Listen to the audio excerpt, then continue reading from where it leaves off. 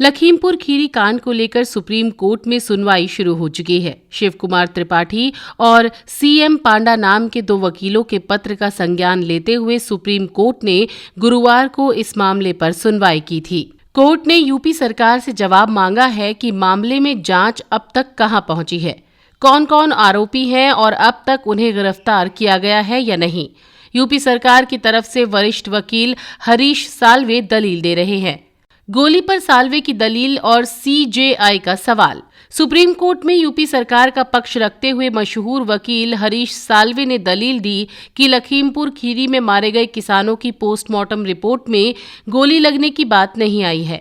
Police को वहां 2 कारतूस जरूर मिले हैं। संभव है कि आरोपियों की कोई गलत मंशा रही हो। इस पर चीफ जस्टिस ने साल्वे से सवाल करते हुए कहा, तो क्या आरोपियों को कस्टडी में न लेने की क्या वजह यही थी?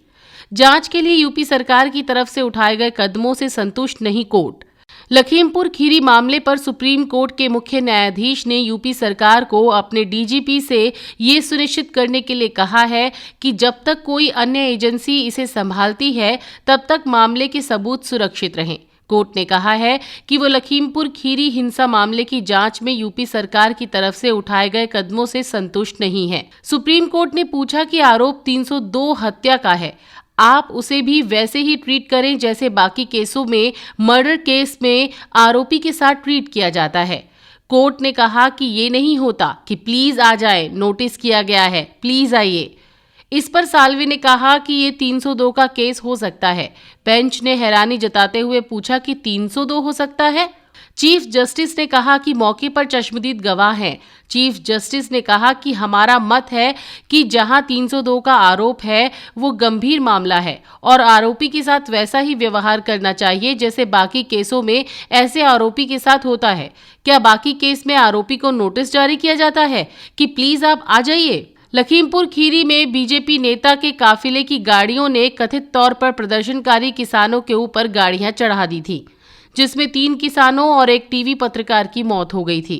उसके बाद गुस्साए किसानों ने एक ड्राइवर समेत 4 बीजेपी कार्यकर्ताओं की कथित तौर पर पीट कर हत्या कर दी थी। किसानों का आरोप है कि केंद्रीय गृह राज्य मंत्री अजय मिश्रा टेनी के बेटे आशीष मिश्रा ने प्रदर्शनकारियों पर गाड़ी चढ़ाई थी और फायरिंग की थी। दूसरी तरफ टेनी और आशीष मिश्रा का कहना है कि घटना के वक्त वो अपने गांव में चल रहे दंगल कार्यक्रम में थे।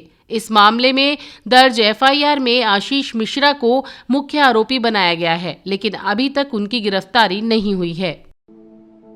फेडरल भारत यूट्यूब चैनल को लाइक और सब्सक्राइब करें और बेल आइकन दबाकर लेटेस्ट अपडेट पाएं।